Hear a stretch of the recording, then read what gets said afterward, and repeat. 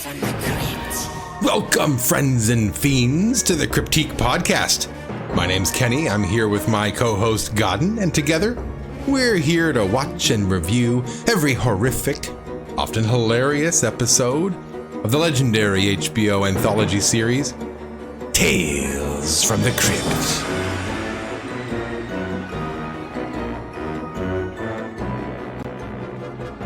All right, and Godden, here we are.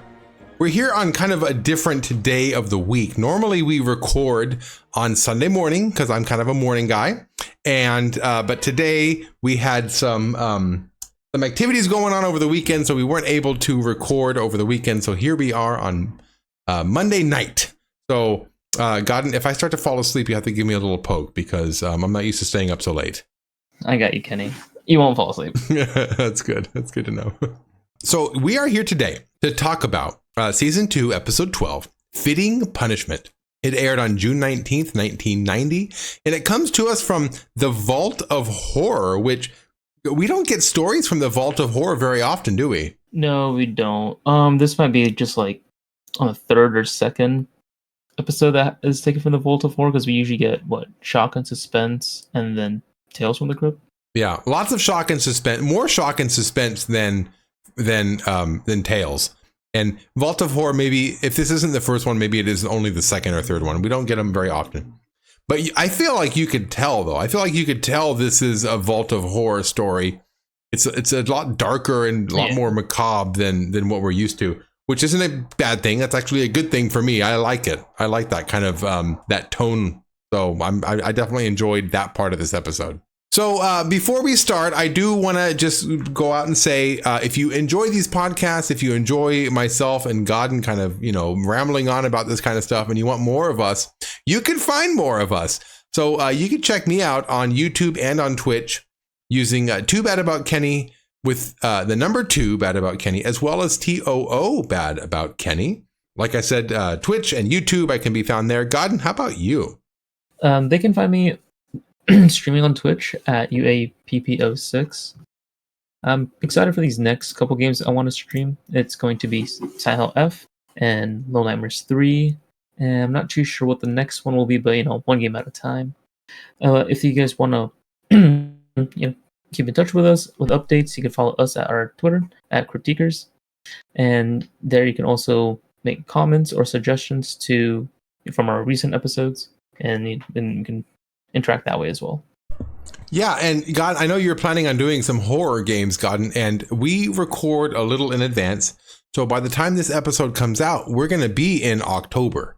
So now, viewers or listeners at home, this is a good not now, but after this episode is a good time to type in that UAPP06 into Twitch to watch Godden do some cozy streaming of some horror games, because like I said, Godden's a pretty good cozy streamer. You're always so relaxed and chill, and I'm always so wound up and just so it is nice to have it is nice to watch Godden streams, I feel. Thank you so much, Kenny.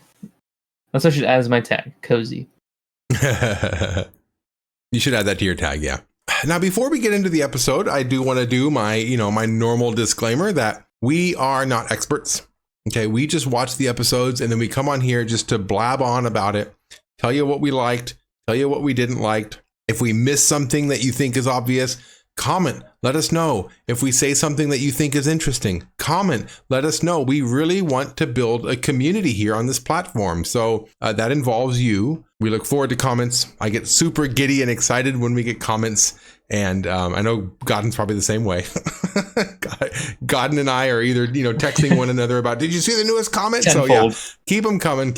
We definitely appreciate them. And before we really get into this episode, spoiler warning, we are going to be going into great details about this episode. So if you haven't watched it yet and you don't want it to be spoiled, then, go watch it yourself and then come back. Don't forget to come back. So with that said, let us experience the texts inked in blood on human flesh on the back of the DVD box set here. Fitting punishment. Business is dead, and that's good. A funeral home director has a disrespectful way of treating his clients. As usual, the box set has a pretty short description, so I have a little I have one with a little more meat on the bones, let's say. After losing his parents in a car accident, Bobby is sent to live with his uncle Ezra, a cruel and frugal funeral director who uses Bobby as free labor.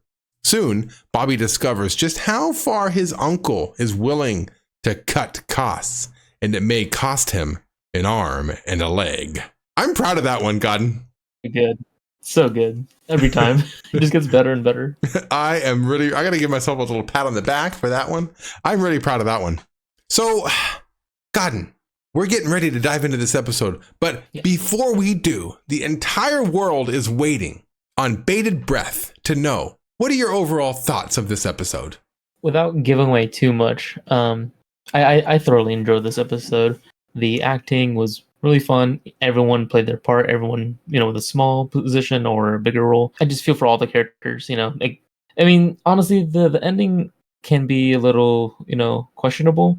But other than that, the way the atmosphere is, the way it ran, the theme they're going for and everything, they pretty much hit those points. Like they're very standard. It was nice. I agree. The twist at the end was, it left some to be desired. I wasn't a big fan of the twist at the end, but the overall atmosphere in the entire episode was really good. It was very macabre, very haunting the whole way through. And that's what I mean when I say you could tell this is a Vault of Horror episode. It's very different. It's not so much slapstick. It's just, it really goes there in terms of tone and atmosphere. So I totally appreciate this episode for that. All right, the Crypt Keeper intro. Here we go. We start off in the crypt. He's got a little basketball hoop set up, and he's throwing in, instead of basketballs, he's throwing in human skulls, and you can hear them kind of breaking on the ground every time he makes one in. And he says, "There you are, sports fiends. Dead people like me make excellent point guards. When we can't get off a shot, we simply pass. Away, that is." I like that pun.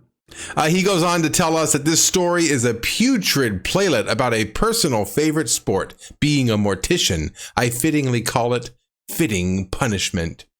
And I thought this was an interesting intro. They're definitely taking the sports angle from it, very, sports related. And the main character here, Bobby, he does like sports. And they refer to him liking sports multiple times, but you never see him playing a sport. And there's never there's never focus on a sport, right? The biggest focus on a sport we get is the Crypt Keeper playing basketball. So that was a little weird, I guess. I was kind of expecting more sports to be involved in it. Yeah, I think that's because Bobby isn't the main character, realistically. But yeah, he honestly didn't dribble that ball at all. Like that whole episode, he just had it around him. Yeah. So, yeah. But the main character is Ezra. So we got more of what his themes are more than basketball. Yeah. All right. Well, the opening panel here is you see the lower torso of a body. There's their limbs, their legs are severed off, and then they still have feet. So like between the kneecap and the ankle, there's nothing there, but there's like feet, and then there's it's a pretty neat shot. And he's kind of supporting himself on crutches, and then behind that is a man on the ground, kind of looking in horror and shock at the sight in front of him, which is interesting. Yeah, I like this a lot. The back also, by the way, is very, very bland. It's just like a wall with a little table there, so there's not much to look at there, but the foreground to me is so mesmerizing. I really like this. And when I was first getting into this episode, it really got me. I was really excited for this episode because of this opening panel. I like the grotesqueness of what's in the foreground there. I think it's a great panel. In the previous panels, there's usually like 4 or 5 colors I usually see that kind of tie together. But this one's like, it's mainly dark hues of blue and then just a bright red just splattered across, the panel. Is just like, it really just grabbed your attention instantly. That's the first thing you just look at. It was just the red.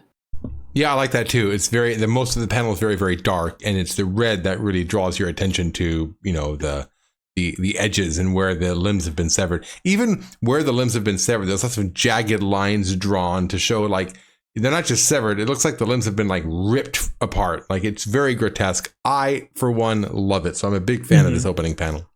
Well, scene 1 is a street view from outside of Thorntonberry's funeral home. And a truck pulls up and a kid jumps out of the truck and he says, "Thanks for the ride, man." And then the truck just drives off. So this is Bobby, the main character, or one of the main characters. He walks into the funeral home and there's actually a funeral in session when he walks in. And, you just see like a small crowd of people all huddled around, mourning. They're crying. They're very sad.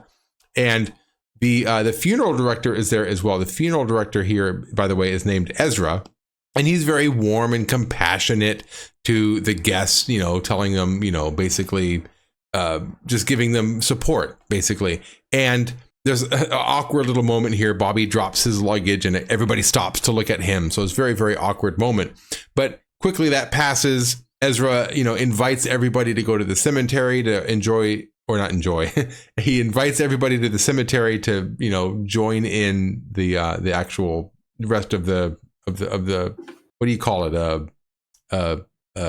Ceremony, I suppose. I don't want to call it. It's because the funeral's done. What do you call the actual burial? What's that thing called? The burial? I think you're right. I think it's just called the burial. Yeah, just the rest of the ceremony, whatever that happens to be. So once everybody leaves, like the moment everybody leaves, he snaps the curtains shut. He yells at the organist to stop playing the music, and then he tells Bobby to go away. The funeral's over. So this man is definitely not what he seems, or not who he seems. And that's where Bobby basically tells him, "Look, I'm not one of the guests. I'm actually your nephew. My parents died in a car accident. And, I'm sent here to live with you." And Ezra seems like uncomfortably happy that his sister died, right? Ezra's sister died and this is his nephew. And he says, "Oh, a car accident, huh? That must have been really ugly. You can get a pretty penny for that. Customers pay a lot of money to make their loved ones look, presentable." So all he sees is the money angle of death, right? If you can do some work to make them look presentable, then it's worth it because it's a lot of money. So during this whole scene, while he's talking with Bobby, he's kind of walking around the funeral parlor, turning off all the lights, turning everything down. And I got the impression in this scene that he wasn't turning the lights off because the services were over. He was turning the lights off because he wanted to save money. I definitely got that impression because he brings up money quite a bit. Yes, he is he is penny pinching pretty bad. Pretty well? I guess it'd be pretty well, right? Yeah, he's a penny pincher. He's like on top of it. It's gonna be pretty bad, yeah. Yeah. He is a penny pincher, yeah. To add insult to injury, right? Not only is he pinching pennies by turning the lights off, he approaches the coffin. He opens the mouth of the dead body inside and takes a pair of pliers and starts pulling out the gold teeth. And Bobby's just sitting there watching in disgust. Like, this is absolutely ridiculous. So basically, this Ezra character is, stealing from the dead and doing everything he can to save money. So this is a very greedy, frugal funeral director. And he also agrees to take in Bobby under the condition that Bobby will work for free. So not because it's his nephew, not because there's any love between these two characters, but because Bobby can actually work for free. So that's Ezra's angle. What do you think about Ezra so far in this episode? I enjoy Ezra, like, as a mean character, honestly. Just like a disgruntled uncle who just didn't like his family. I was pretty surprised how happy he was initially that his nephew's like, "Oh, my sister died. Like, good riddance." Like, I was like, oh, wow. Like, there's no like backstory that's like, yeah, he just hates his family and became a mortician for some reason. Or maybe he killed their parents and became a mortician or something. But yeah, it's like, yeah, I enjoy the delivery, honestly. Like, I enjoyed how much of a POS he was, Like, yeah, I enjoyed absolutely. it. I love how there's no backstory between him and his sister. It's just, he just seems happy that she's dead. Definitely adds to his character. We don't need to know why he's happy she's dead. It's just the fact that he's happy. Yeah, I definitely can see that too. Well, the next scene is kind of Bobby learning the ropes on how to be a mortician, and they're downstairs in the cellar. And this is where the actual morgue is. This is where he prepares the bodies. And part of preparing the body, he puts this little device in. They're getting ready to embalm the body, by the way. He puts a device in the leg of one of the dead, and out oozes this disgusting thick blood. And I tell you, whatever recipe they used for this fake blood, that was on point. It looked so good. And just the sound effects of the oozy dripping out of the nozzle and then down into the drain. It was so grotesquely red, and like a dark red too. I thought it would look fantastic. It was really, really grotesque. Yeah. I was gonna say the gurgle. Like the gurgle like noises it made of the blood. Like I think that's what really add the grotesqueness. And yeah. The sound effects, the ooziness, the gurgliness. Yeah, I'm glad you said that too, because it definitely did that. But he also puts a spike or another device in the neck, and he plugs a tube from the neck into the water spigot and turns the water on and flushes. He's flushing out the body with water. And even the boy knows this is wrong. Bobby's like, shouldn't you be using chemicals or something? And he says, chemicals cost money. So he's using water to embalm the bodies. And he says, like it says in the Bible, a penny earned is a penny saved. Oh, this is another thing that Ezra does throughout the entire episode to justify his smarminess, right? He's constantly quoting the Bible to make himself seem, holier than thou, right? Which kind of adds to his character. But even Bobby sees through this. Bobby's like, wasn't that Benjamin Franklin who said that? So I think Ezra just makes up whatever quotes he wants that suits his needs and just says, like it says in the Bible. So that's kind of his character. He just skimmed the Bible and just like flipped a couple pages like, yep, that's exactly what it said. Yeah, that's exactly what it is. He's just skimming the Bible for whatever he wants. Oh, by the way, we did skip over one thing. In the previous scene, he brought Bobby up to his room, which is up in the attic, and his bed is basically like a morgue slab. He says, just put some blankets on it, it'll be fine. Yeah, it's like the little push carts for the dead bodies. Yeah, that's what it was. That's supposed to be Bobby's bed, so that's where Bobby's sleeping. By the way, this Ezra character. Oh my gosh. So the next scene, after they're down in the cellar, they go upstairs and Ezra signs. He's getting a delivery, and he's signing for a coffin that he had ordered. And the coffin says it's made in Taiwan. Ezra says it's half the cost of American made. Taiwanese are shorter people, but customers can't tell the difference. I charge full price. This guy is penny pinching everywhere he can. Wild. I know. Yeah. Imagine going to this, right? Imagine going to this funeral home and paying top dollar to bury your loved one and to find out that you've just been nickeled and dimed this much. He's using water for formaldehyde. He's getting coffins that are too short. Yeah. And then charging everybody full price. What a deal with the short coffins. What a jerk. But he's so delightfully a bad guy. Like I'm not rooting for him, but I enjoy moments with him. So he's a lot of fun to hate, this guy. Yeah. So the next scene is now Bobby's trying it. So Bobby's actually downstairs in the cellar, and he's embalming the body using water. And when he pulls the hose out from the faucet, it's dripping. And of course, Ezra notices. He comes storming downstairs. And he says, what are you doing? You think water grows on trees? You're about as stupid as your mama, boy. So not only is he so hateful of him, he's also comparing him to his dead mother and insulting his dead mother. Like, what an awful man. So the next scene is the next funeral. And it's, again, Ezra, when the crowd is there, when the customers are there, he's super supportive and very, just emotionally available to his customers until the moment they all leave. He snaps that curtain shut. He yells at the organist to stop playing the organ, and he yells at Bobby to close that damn coffin. I can smell Miss Johnson already. Yeah, you could probably smell her already because she didn't use formaldehyde. She's just rotting there in a bunch of water. Yeah. So nasty. So this next scene is where things, I think, got interesting. Ezra tells Bobby to go measure the Jeffries body.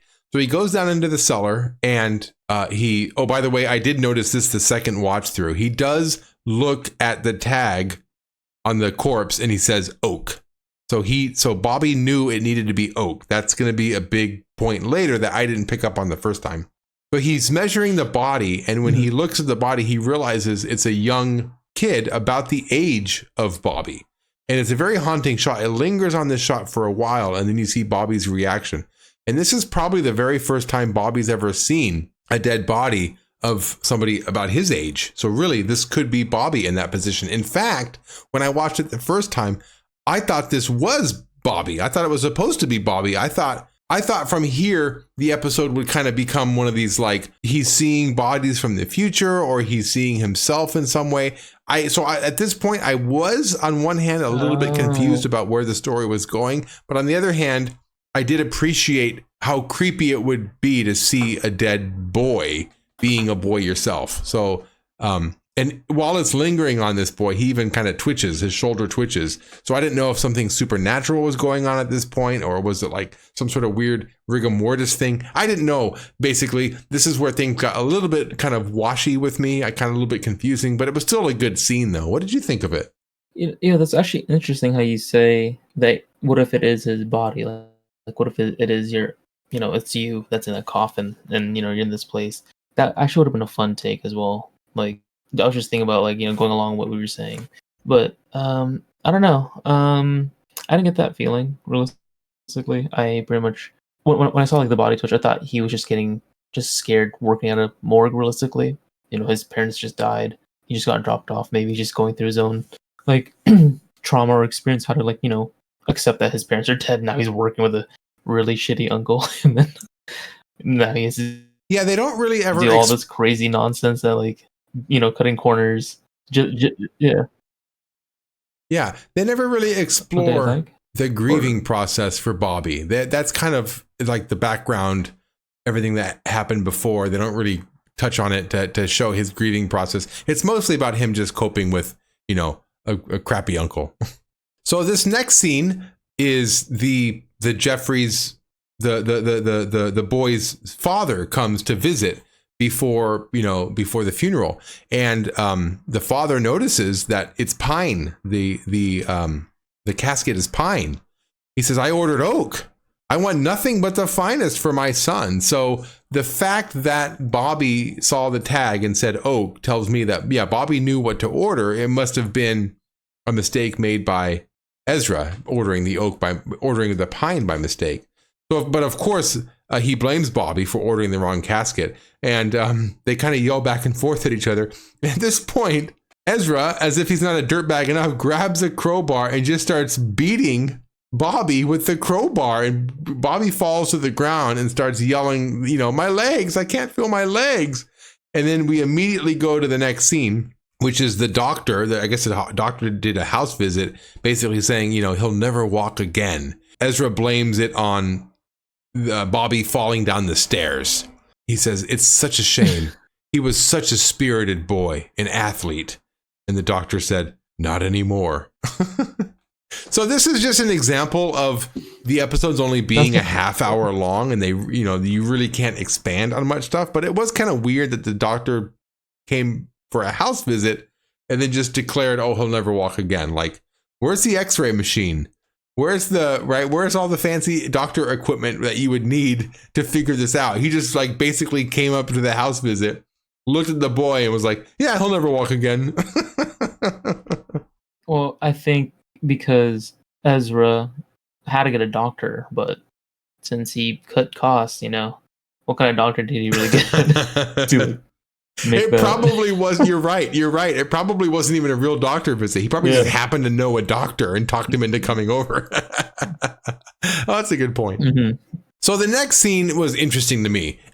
Ezra's working in his office, and Bobby actually comes by, and he's on crutches. So he's actually getting around on crutches. And I thought he'd be in a wheelchair. I don't know what you thought. I thought that was kind of weird. I think at this point, Kenny, like, at first when I watched it, like, yeah, it makes sense. But now, like, thinking about it, it's like, yeah, he's just cutting costs. So, like, why a wheelchair? Why like these luxuries, like luxurious products? Like, you're getting, like, just bundle sticks, like, that's what you're getting. Because crutches are cheaper than wheelchairs. You're gonna get crutches. So Bobby crutches himself to I'm Ezra's sure that would be office, awesome. and he says, where are my shoes? And Ezra tells him, I sold them. You sold my shoes? Why'd you sell my shoes? You're nothing but a helpless cripple. What are you going to do with shoes? So, yeah, Ezra's just absolutely willing to sell whatever. And this is probably really the kid's most prized possession. Shoes are, especially Air Jordans, those are expensive. And this kid lost his mother. All he has basically are those shoes. So basically this guy sold all this kid has, because what's he going to do with shoes anyway? This Ezra guy, I'm telling you, I love to hate this Ezra guy. He's so down and dirty. After he tells him, what are you going to do with shoes? You're nothing but a helpless cripple. Bobby says, you should have thought about that before you hit me with a crowbar. So I love that he calls him out. He calls him out for what he did. And as Bobby's making his way away, Ezra's following behind him, and he says, your shoes are about as useful as that damn pine coffin, as he looks right at the pine coffin that was, mistakenly ordered. So at this point, the gears are starting to turn in Ezra's head. Maybe he has a use for this pine coffin after all, which is weird because using the pine coffin in this way is very strange, because wouldn't he need a coffin anyway for his next customer? Like one way or another, he's going to have to use the coffin. Yeah, no, I thought it was odd too. Like he couldn't just like put that one on the side, use something else. But I think for this case, he just wanted to get rid of it without anything, because it's just his nephew anyways. Maybe he doesn't want to buy a new coffin or ship a new order of coffins. Yeah, like, maybe storing the coffins also has a cost, and he doesn't want to store the coffin any longer than he needs to. I don't know, maybe that's the case. So the next scene, Bobby's down in the cellar, he's working, and he's finished up working, so he's kind of getting himself up the stairs into the house, and he's, doing so very awkwardly on his crippled foot with his kind of crutches, kind of trying to hobble himself up the stairs. When he finally gets to the top, there's Ezra waiting for him. Ezra takes the basketball, throws it right at Bobby. Bobby tumbles down the stairs to his death. So at this point, Ezra is a flat out murderer. And this next scene, this is where the episode gets so haunting in a way that I felt was so effective. We get like a montage of Ezra embalming Bobby, his nephew, while humming this tune. And it's just so haunting to see him kind of put Bobby through all of this, his own nephew, while he's humming, almost detached from what's happening in the entire situation. And this was just a fall. It had just happened. Bobby could very well be alive.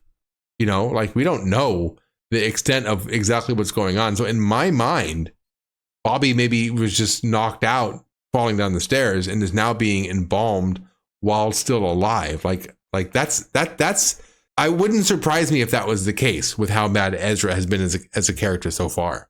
Yeah, no, that's a good point. I 100% agree with that, because and at this point, I don't know if he just got into being a mortician at a young age and then he just started penny pinching, but like he just looks at people like money as well, right? He just kind of trades that idea, because he doesn't care if it's his nephew, he doesn't care if it's his sister, he doesn't care if it's a short coffin or if it's pine or oak, whatever's cheaper, right?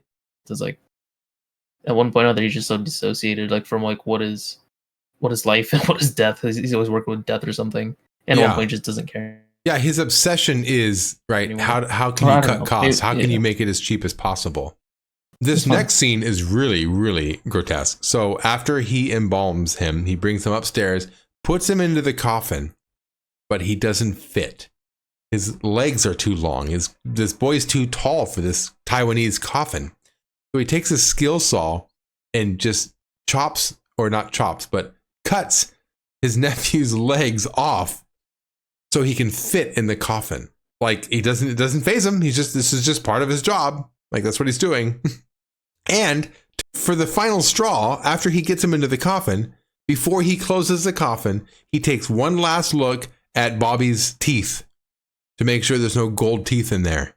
And he says, you're smarter than I thought. Damn fluoride. Yeah, just in case you haven't gotten enough work and labor and everything out of and selling his shoes, just in case all that wasn't enough. One last check to see if he has any gold fillings. What a jerk. So the next scene is a relatively short scene at the cemetery, and they're burying Bobby.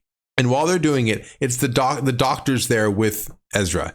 And the doctor says, so strange that he would fall down the stairs again. And Ezra responds, it's for the best. The boy was so young and full of vigor, he would have made a miserable cripple. And the doctor says, and such a short coffin for a boy so tall. So this doctor is definitely on to Ezra and what he's up to. He's some red flags are kind of, going off in this doctor's head.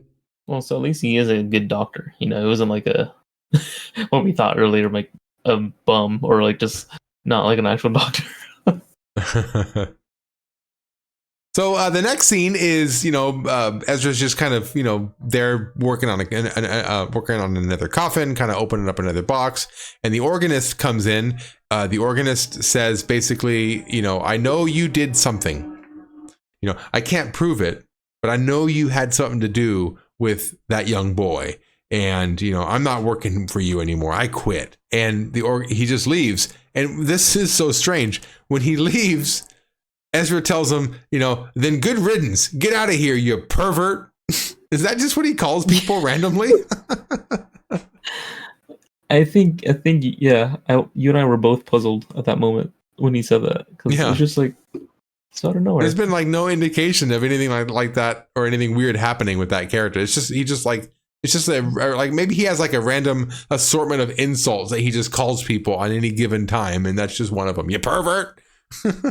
So this next scene brings us to the finale, which is also a really good setup. So it's the middle of the night. Ezra's sleeping and he hears a knock at the door. So he goes to the door, opens the door. Nobody's there. Okay. And then he hears dripping from in the cellar. So he goes down into the cellar and sure enough, the faucet's dripping again. He turns it off. He goes back upstairs. And when he goes back upstairs, he sees that the lights are on. So he turns the lights off. Then he hears like this tapping sound and he goes to the foot of the stairs where upstairs is Bobby's room.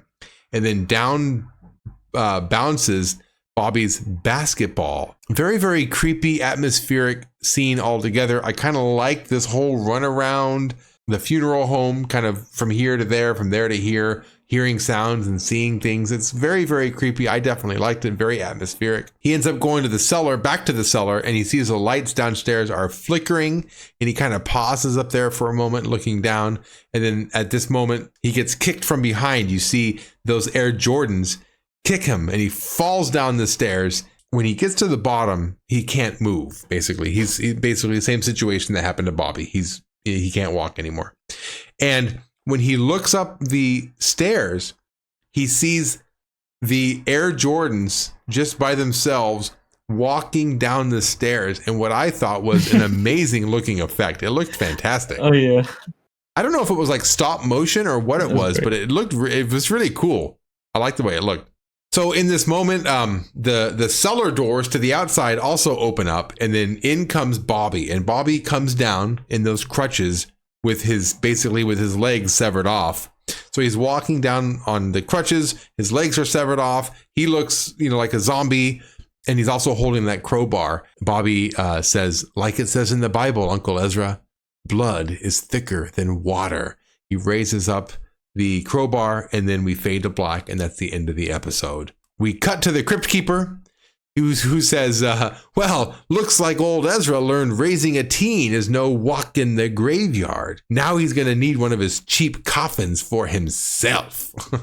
He goes on to say, oh, well, I guess the next best thing to making a goal is becoming a ghoul, right, kiddies? So this is this last scene, by the way, in the cellar is I like it. I like the way it looks. I like the way it plays out.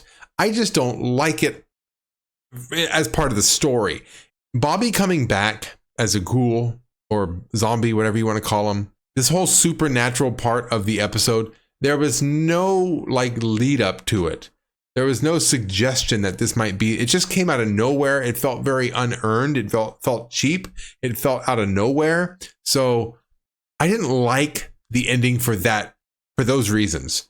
the way it looked, like I said, and the way it played out, everything else, I loved it. I loved just the atmosphere of the whole thing. If they had just added like one more scene somewhere in there that indicated somehow bodies come back from the dead somehow, or there's some sort of a curse somewhere, like if they had any sort of foreshadowing for this ending, I would have liked it a lot more. But as the way it played out, it felt like it came out of nowhere, and I didn't get it, quite frankly. It just kind of came out of nowhere. You know, like every other one that has a return from the dead, like the previous episodes, like the Thing from the Dead, there's a reason why he comes back. Like, we know why he comes back. Like, that's not like like, yeah, we just don't know why. I do like how he comes back, but I just don't know, like, you know, what made him come back. Is it the water? It's the water. Is it the water? Right. That's the same question that I find myself asking. Yeah, why did he come back? What was the purpose? Like, I definitely get the punishment that Ezra deserves, right? But just the way it came about was just very random. Oh, maybe it was like a family vengeance thing. And like all the souls of his family are just there at the morgue. Maybe he did, you know, cash out his family members, like his sister. And now his nephew was next. His nephew didn't know his mom. So there's something familial going on there. Yeah. I also like the idea. I was playing with this around when I was watching the episode again. Like, what if it turned out in the end that the boy was lying? Maybe he either wasn't his nephew, he just came to scam him, or his mother put him up to it or something like that to kind of get in on the family business. I don't know. I thought that might have been an interesting angle too, but the angle they took was just, you know, interesting.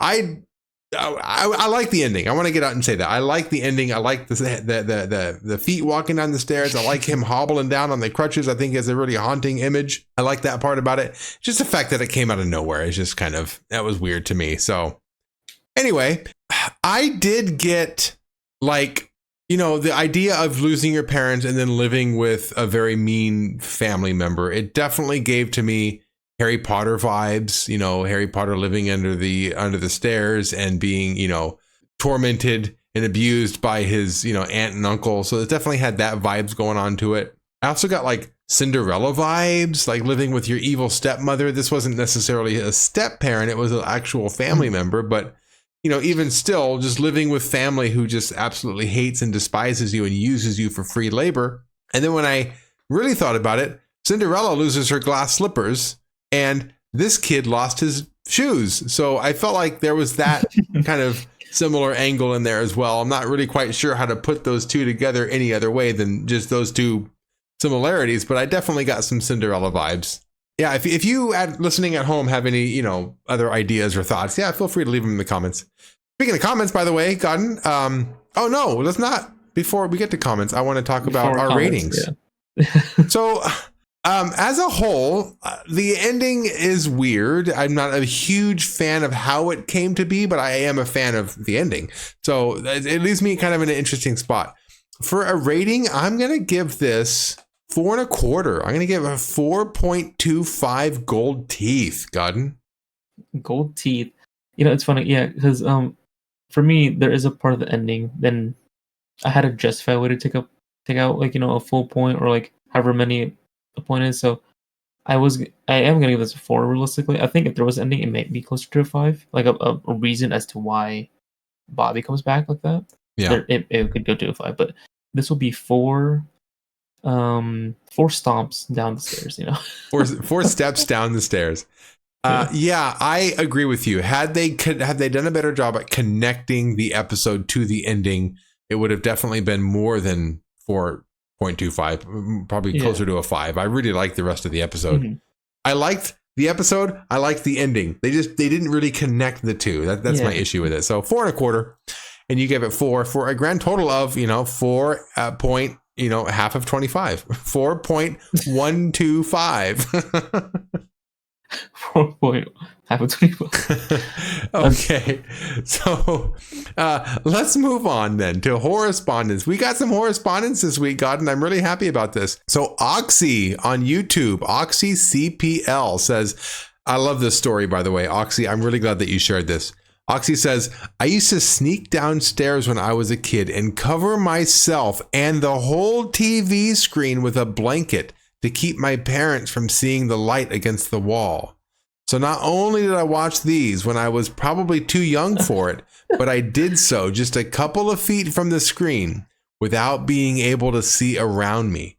Scared the crap out of me. That would scare the crap out of me too. And what a romantic way to think back to this show, being secluded like that from everything else. It's almost like you're like in an isolation chamber while you're watching Tales from the Crypt. And yeah, not being able to, I've been in that similar situation, not necessarily with the blanket over, but if you're watching a horror movie alone in the dark, your eyes adjust to the screen, but the moment you look over here to try to see what's in the hallway, you can't see. Your eyes aren't adjusted. So it does. I can definitely relate to that feeling of being scared and then not being able to see what's around you. So Oxy, what a great story. What a great way to experience the show for the very first time. So thank you for your comment. Welcome aboard, by the way. That's a fantastic origin story, Oxy. So thank you very much. Joseph Hill comes back. He says, hey guys, minor correction for you. The Trap is actually the episode with Michael J. Fox. The Brad Pitt episode that you were referring to, Godden, actually came from King of the Road. The Trap is season 3, I believe, and I think King of the Road is season 3 or 4. I remember last week you were talking about Brad Pitt being in an episode. I think you had said that it was from The Trap, but it's actually from King of the Road. So Joseph Hill also wrote, the ventriloquist dummy is up next. That's a fan favorite. And he says we'll probably enjoy it. And that's actually the episode that we just had, a couple of weeks ago. So I did not enjoy that episode as much because of that Bobcat Goldthwait character, but it was a decent episode anyway. So like the little yeah, it was me the whole time. Like yeah. That part of the episode, I liked it. I liked that part of the episode. Yeah. It was the Bobcat Goldthwait character that kind of it was kind of annoying to me. So it would be an episode I wouldn't be excited about watching again. And Splinter47 writes also regarding the four-sided triangle. He says, do you think that scene with the scarecrow in the episode inspired the scene with the scarecrow in Pearl? And I got to admit, I've never seen Pearl. I don't know what movie that is. Is that a new movie, Pearl? If it's what I'm thinking about, yes, it is. So there's 3 horror movies. Well, I think they're set in the same universe, and they're all about like either women actresses or some elite, or they have a lot of influence, and they're just like being stalked by a killer. Or that's what it was interpreted to me. And there's 3 different kinds, and Pearl was one of them. I'm not sure if this is the first one or the second one. I guess in that one there's some sort of a scene with a scarecrow. Sorry, Splinter, I haven't seen that one. I'll get to it though. I'll definitely get to it. I'm gonna add it to my notes of things to watch, things to check out. All right. So with that, let's get to shout outs. I'm still listening to Creeps of the Crypt and the Crypt Keepers podcast. Those are a couple of other podcasts that you can listen to that are talking about Tales from the Crypt. Creeps of the Crypt is available through YouTube. If you want to do Crypt Keepers podcast, you've got to get onto Spotify to check that out. There's Haddonfield Radio. I just listened to another episode a couple days ago. They watched the horror movies and they do commentary through the whole track. I'm almost toward the end. I think I'm almost live with them. I think I've caught up like to their current episodes. I'm getting pretty close. Wow. I just finished up Jason X. So they watch all the Friday the 13th and the Halloweens and the Nightmare on Elm Streets, and they just do a kind of a commentary with those. And they're actually inspiring me, Godden, because we want to eventually do a commentary track for the movies, for the Tales from the Crypt movies. Wouldn't that be fun to do like a watch along? That would be fun. Yeah. Mm-hmm. So I'm definitely taking some notes from them to see, how they go about doing it, to see how we might do it if we decide to do that in the future. And I can't leave without giving a shout out to my good friend and his girlfriend, Teach Her Ama. My good friend's girlfriend is a co-host on that show. They watch through all the Futurama episodes. So check them out on Spotify if you'd like. Well, that's that, you guys. Godden, next week, I'll see you again.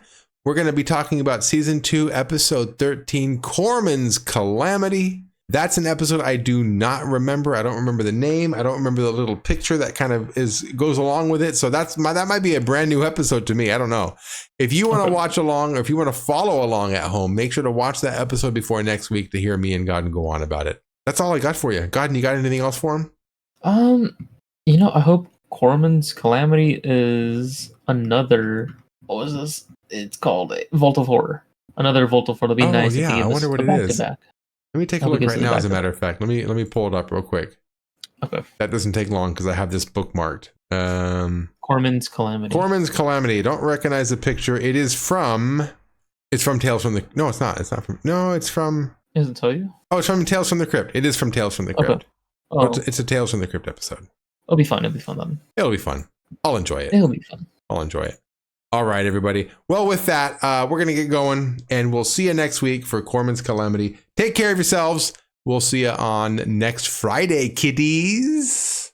Well, how was that for a scream, boys and ghouls?